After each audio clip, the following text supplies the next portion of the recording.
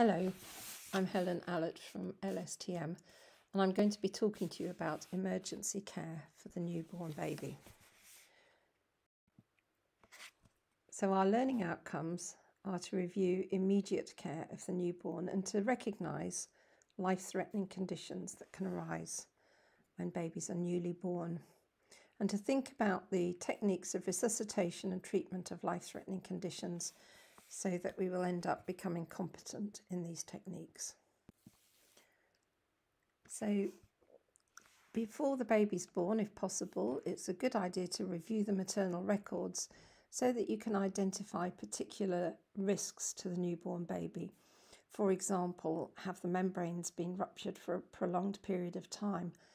Does the mother carry group B hemolytic streptococcus, or is she a diabetic or a drug abuser?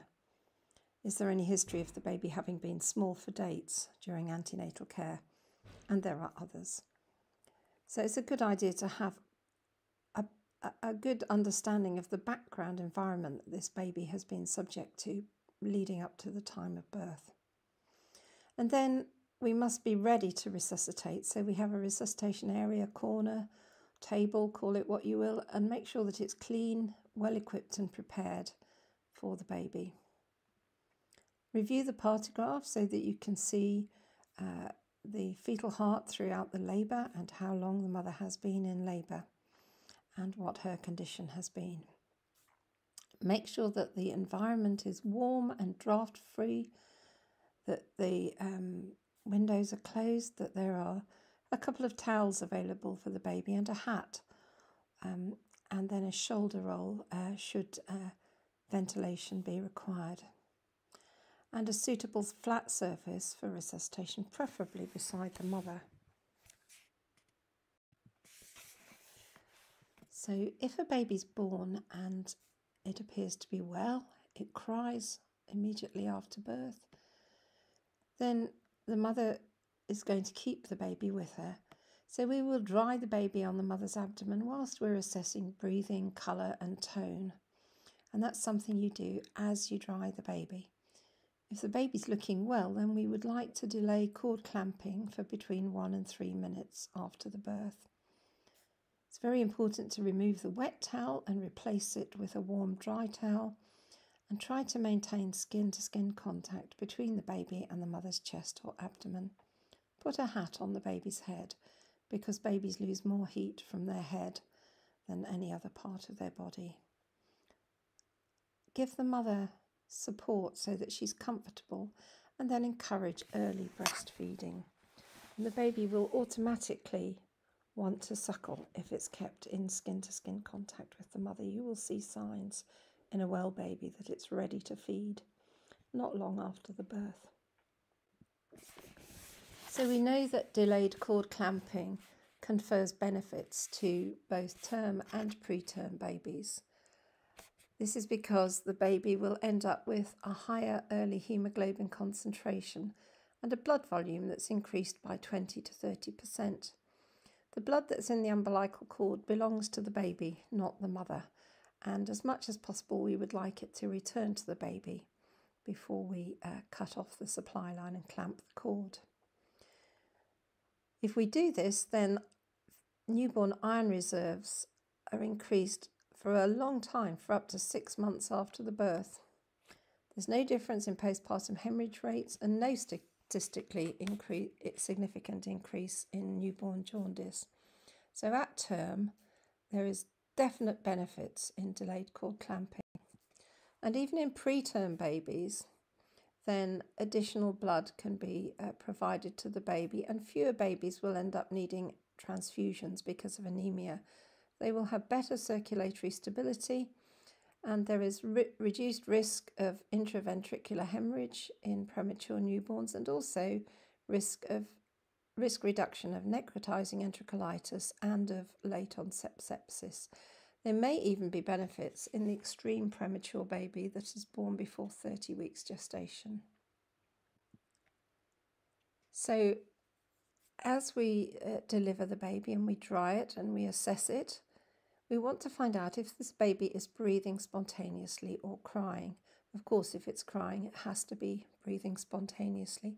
But if we don't see any evidence of this, then it's a good idea to call for help, because it's always easier to deal with an emergency situation if you're not on your own.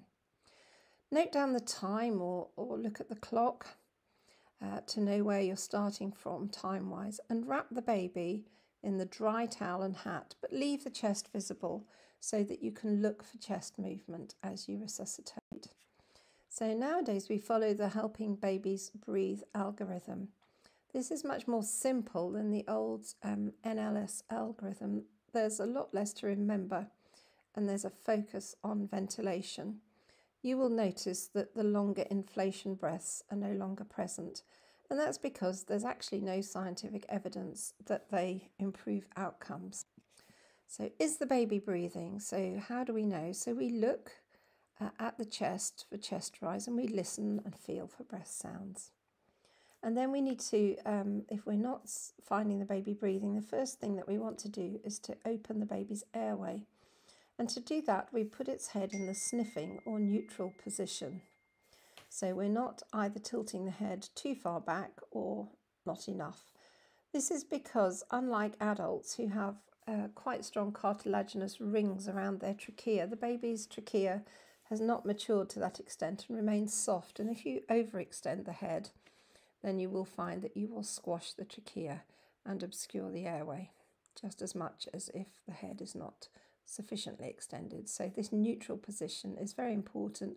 And you can see under this baby that there appears to be a folded up towel under the shoulders, and that's called a shoulder roll, and that just helps to get the head into that neutral position. Please make sure that the shoulder roll is doing what it says and is being placed under the shoulders, not under the neck of the baby. It won't help if it's under the neck, it needs to be under the shoulders. And then if necessary, we can apply additional airway opening techniques with a jaw thrust or a chin lift, but again, avoiding overextension. You will notice that I haven't said anything about suction just yet. So just to touch on suction, it's actually very rarely necessary, and we should use it only when there's an obvious obstruction that's not resolved by positioning. So direct suction should only be done from the larynx under direct vision, and when the baby is born through thick meconium and is not vigorous. And this is a WHO recommendation. And there's a reason for this. So when babies are in the womb, they are swimming around in a bath full of liquor, and they practice breathing movements, and so they breathe liquor into their lungs. So most newborn babies are born with lungs full of liquor, and a little bit of extra liquor in the mouth and nose is neither here nor there. What needs to happen is that the baby needs to start pulling air into its lungs, and that will push this lung fluid out into the surrounding tissues and will enable the lungs to function. We cannot suction from deep down into the lungs, and it's very rarely necessary to suction the upper airway unless thick meconium is present. And all the time that you spend applying suction, you are not delivering oxygen to the baby, and that's what the baby needs more than anything, is a good supply of oxygenated air. So if the baby is breathing, we're very relieved, and we give the baby straight to the mother, encouraging skin-to-skin contact and breastfeeding, and just make sure that we keep the baby under observation till we're quite sure that it's stable. If the baby is not breathing regularly or not at all, and it's making irregular gasping movements, then we need to start resuscitation. We need to start breathing for the baby. If it's possible, and you have a place for resuscitation right beside the mother, then you could commence resuscitation while the cord was still intact. And it could be argued that it's actually better for babies to have the cord left intact if they are asphyxiated, because those are the babies who will benefit the most from extra hemoglobin and therefore extra oxygen carrying capacity. However, if the baby cannot be resuscitated beside the mother, then you will need to cut the cord quickly and take the baby to the resuscitation table. So if the baby is gasping or not breathing, open the airway, place the mask over the mouth and nose and the lower edge in the groove of the chin, and make sure you've got the right size of mask. If the mask is too big and goes up over the baby's eyes, then it will be prone to leakage and it will not be possible to ventilate the lungs properly. So we commence our ventilation breaths at the rate of 30 to 40 breaths a minute. And it's really, really, really important that we look for chest rise, because if we're not seeing the chest rise, then air is not getting into that baby's lungs. So if we're not able to see chest rise, then we must reposition and maybe use a Goodell airway for babies, and or reapply the mask and try again until we come to a situation where we're able to see chest movement as we inflate the mask. Make sure we're holding the mask snugly against the baby's face to minimise any leakage. So after we've had 1 minute of good ventilation, then we need to reassess the situation. So is the heart rate fast or slow? If the heart rate is greater than 100 a minute, but the baby hasn't yet started breathing, we'll continue the ventilation and continue to ensure good chest movement. If the heart rate is slow, if it's less than 100 per minute, improve your ventilation technique, but continue ventilation and call for senior help. And we will continue to assess the heart rate every 3 to 5 minutes. Now, if the baby is not breathing and the heart rate is slower than 60 breaths a minute, again, make sure that the airway is adequately open and that you are giving good ventilation breaths that are resulting in chest movement, and continue to ventilate and continue to monitor the heart rate. The most common reason for a low heart rate is inadequate oxygenation. So ensuring good bag and mask ventilation is absolutely key. This next step is not part of helping babies breathe, it's part of advanced resuscitation. If the heart rate remains lower than 60 beats a minute, and you know how to, and you have somebody there to help, you may want to start chest compressions. Encircle the chest so that the operator's thumbs meet on the sternum below the nipple line, and compress the chest by 1/3 of its depth 3 times for every breath. Say 3 compressions to 1 breath. Once the heart rate comes up to more than 60 beats a minute, then you can stop chest compressions. If you're all by yourself and there's no help, then you can continue to hold the mask of the bag and mask against the baby's face, but let go of the bag after you've squeezed it and use your forefinger and middle finger together to compress the sternum 3 times. But don't let go of that mask on the baby's face once you've got a good seal. We hope in most cases, and in fact it's quite true in most cases, that we don't need to do any cardiac compressions for newborn babies, and nearly always good quality ventilation is quite enough to resuscitate the baby. However, it's very important to understand that what's going on in the baby is a function to a large extent of what has happened in the uterus before that baby was born. And sadly, there will be some babies who have been so damaged by a lack of oxygen in the womb that it will not be possible to resuscitate them. And we therefore need to know for these few babies when it is that we ought to stop trying. So first of all, it's key to explain the situation to the family and to show them and to say, you know, sadly, we've been trying and we've been getting air into your baby's lungs artificially for all this time, but your baby has not started to breathe for himself and his heart rate is not at a normal rate. And this is not possible to continue for a long period of time. It won't make things better, and we think it's better that we should stop. So you need to be clear to the family as to what's going on and why. If the baby is not gasping or breathing after 20 minutes of good quality bag and mask ventilation, even when it has a heart rate, then you should stop. This is not a baby that's going to be able to breathe. The reason for this is that the respiratory centre in the baby's brainstem will have been damaged by hypoxia in the uterus prior to the birth. And if that baby is not able to start breathing despite 20 minutes of good oxygenation, then I'm afraid to say it's very unlikely that it ever would, and it's better to stop then. If the baby is not breathing and has not had any heart rate after 10 minutes since the birth, equally that is a baby that has suffered such a degree of intrauterine hypoxia that it is beyond the point of recovery, and therefore you should advise cessation of resuscitatory efforts. But you will have local policies, and you should follow your local policies and guidelines about when to stop resuscitation. If they deviate from what I've said, please do follow your local guidelines.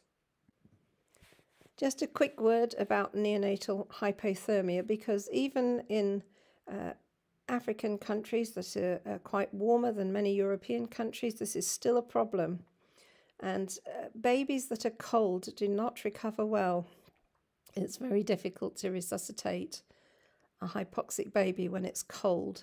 So we really want to focus on keeping that baby warm and dry. It's a very easy thing to do. So we want to remove wet towels and replace them with dry toweling and put a hat on the baby's head. As we've said before, that's absolutely key to keeping the baby warm. And as much as you can, encourage direct skin-to-skin contact with the mother. And that doesn't mean with cloths in between their two bodies. That means skin to skin. And cover both with a blanket to keep them both warm. And encourage that mother to breastfeed more frequently so that the baby can have some nice warm milk. Check the baby regularly to make sure that it has not become hypoglycaemic, and monitor the temperature hourly until the hypothermia has resolved. Neonatal hypoglycaemia is another problem that is quite commonly seen with unwell babies, and the blood glucose, if it's less than 2.6 millimoles per litre or 45 milligrams per decilitre, then this is the definition of newborn hypoglycaemia, and we should encourage breastfeeding or else give expressed milk to that baby and keep feeding them very frequently and keep checking that blood glucose because we don't want it to fall any lower. If the blood glucose is below 1.1 millimoles per litre or 25 milligrams per decilitre, then that baby will need some intravenous glucose, which should be given according to the appropriate local regime. The baby should also be allowed to begin breastfeeding or to be given expressed milk. But really it's so important that we protect babies from the damaging effects of hypoglycaemia, which if not detected and managed can go on to lead to further brain damage, and it's not a difficult thing to do. So if you have any questions about newborn resuscitation, you will be able to ask them in the virtual session. Please note that many countries have adopted the Helping Babies Breathe programme, which we've largely discussed that technique for resuscitation in this lecture. The key thing is, the first concept is the golden minute. So within 1 minute of birth, a baby should be either breathing well or being ventilated with a bag and mask. So that means in that first minute, you have to dry the baby, make sure the baby's warm, and assess the baby, stimulate the baby, and look again for breathing. And if all of those things are not resulting in a breathing baby, then you need to have started ventilation by the end of the golden minute. So the previous United Kingdom guidelines used long, slow inflation breaths, and that was done theoretically to try to push that fluid out of the lungs into the surrounding tissues. However, as far as we know at the moment, that is not necessary, and even the ventilation breaths will do that. So it just makes it much more simple if you progress straight to ventilation breaths at the rate of 30 to 40 per minute. In Helping Babies Breathe, it states in the red area that if the baby does not approve, then it should be referred to advanced care, and it does not teach cardiac compressions. However, I have briefly covered the issue of cardiac compressions in this lecture, as it may not be possible in some circumstances to arrange a sufficiently speedy referral if you do not try that. But do remember that most babies do not need cardiac compressions, but rather they will respond very well to good quality bag and mask ventilation, provided there is observed chest movement. So please focus on bag and mask ventilation and do not think that cardiac compressions are an alternative measure. They are not. We must always focus on getting oxygen into those lungs by good quality bag and mask ventilation in a baby who is not breathing for themselves. So this is just the old UK algorithm, just for comparison with the Helping Babies Breathe algorithm. But the key focus of both of these methods really is to make sure that oxygenated air gets into the baby's lungs. Okay, and that's the final slide. So thank you very much for listening.